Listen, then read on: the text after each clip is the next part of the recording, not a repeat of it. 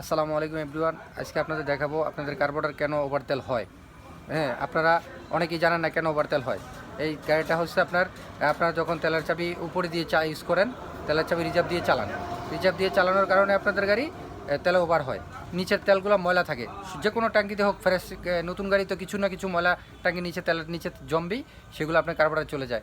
যদি আপনার এই গাড়িটা তেলের চাবিটা আপনি নিচে সবসময় দিয়ে চালান, তো আপনার নিচে যে ময়লাগুলো কখনো আসবে না কার্বোরেটরে। সো আপনার গাড়ি অনেক ভালো থাকবে, পিওর থাকবে।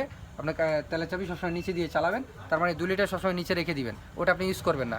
উপরে সবসময় 2-4টা তো করে তেল ভরে রাখবেন, আপনার গাড়ি সবসময় ভালো চলবে। আপনারা তো বুঝছেন না, সেজন্য আপনারা সবসময় কী করেন, তেলের চাবি উপরে দিয়ে চালান। সবসময় উপরে দিয়ে চালান, টাঙ্কি একবারে খালি হয়ে যায়, ময়লা টয়লা সব কার্বোরেটরে চলে আসে। তখন আপনার কার্বোরেটরটা কী হয়, তেল ওভার হয়, ডিস্টার্ব দেয়, গাড়ি তেল পড়তেই থাকে, তেলের চাবি বন্ধ করে রাখতে হয়, অনেক সমস্যা দেখায়।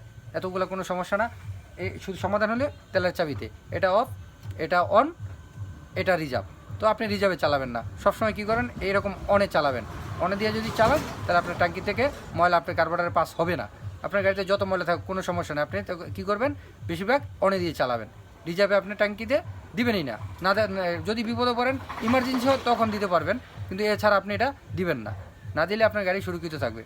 সো আপনাদের যদি উপকার হয় এই ভিডিওটার মাধ্যমে এবং আপনার শিখানো কিছু থাকে, তাহলে এটা শেয়ার করে অন্যকে দেখার সুযোগ করে দেন।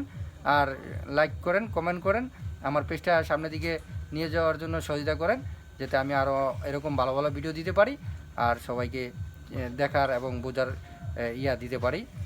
সো আপনারা উপকার করবেন, হেল্প করবেন, সহযোগিতা করবেন, সাপোর্ট করবেন। ধন্যবাদ এভরিওয়ান। আসসালামু আলাইকুম।